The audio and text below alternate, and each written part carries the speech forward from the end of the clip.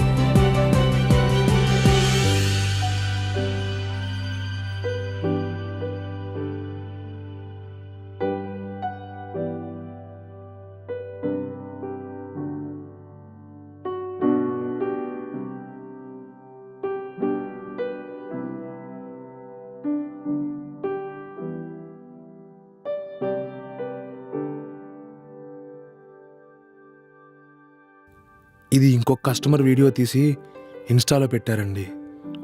అప్పటి నుంచి మాకు మా రెస్టారెంట్కి ఫేమ్ స్టార్ట్ అయింది. ఆవిడని చూస్తేనే అర్థమైందండి, కష్టాలు కేవలం డబ్బు వల్ల కాదు, దేని వల్లైనా ఉంటాయని. ఇంకెలాంటి కస్టమర్స్ వస్తారు సార్? అబ్బో, చాలా మంది అండి. ఒకడు సినిమా ఆఫీసులో ఇవ్వాల్సిన ఆడిషన్ ఇక్కడ ఇస్తాడు.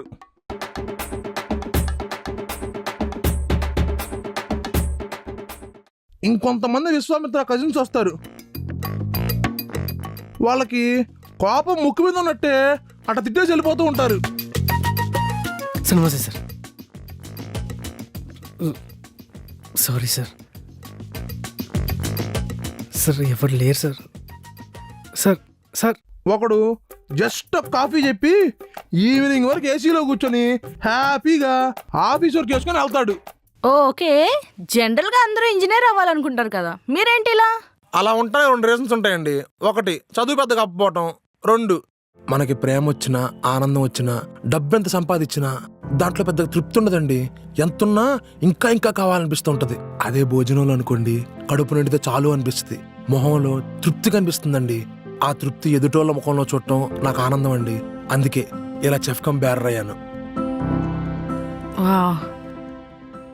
ఇంతకీ మీ ఓనర్ ఎవరండి? ఇందాకే వచ్చాడండి. అదిగోండి.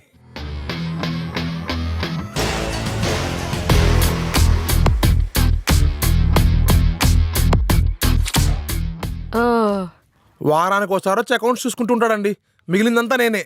మేమే చాలా నమ్మకం అనుకుంటా. మామూలు నమ్మకం కాదు. ఒకసారి అటు చూడండి. ఓకే అండి.